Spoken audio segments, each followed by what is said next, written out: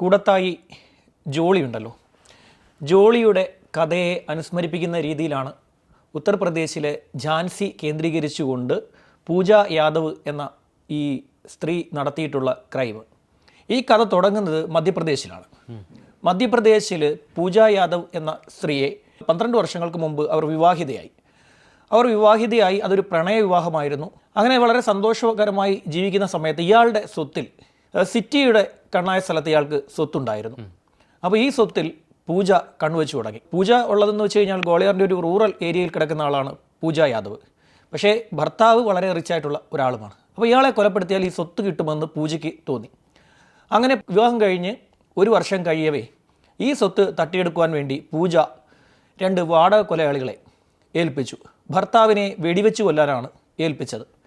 അങ്ങനെ ഇവർ 11 വർഷം മുമ്പ് അയാൾക്ക് നേരെ വെടിവെച്ചു. ആ വെടിയേറ്റത് അയാളുടെ റൈറ്റ് തോളിലായിരുന്നു. തോളിൽ വെടിയേറ്റ അയാൾ ഓടി രക്ഷപ്പെടുകയായിരുന്നു.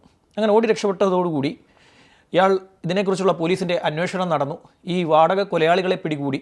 അപ്പോൾ വാടക കൊലയാളികൾ പറഞ്ഞു, ഇത് ഇയാളുടെ ഭാര്യ തന്നെയാണ് ഇതിന് ചെയ്യാൻ വേണ്ടി ഞങ്ങളെ ഏൽപ്പിച്ചതെന്ന് പറഞ്ഞു.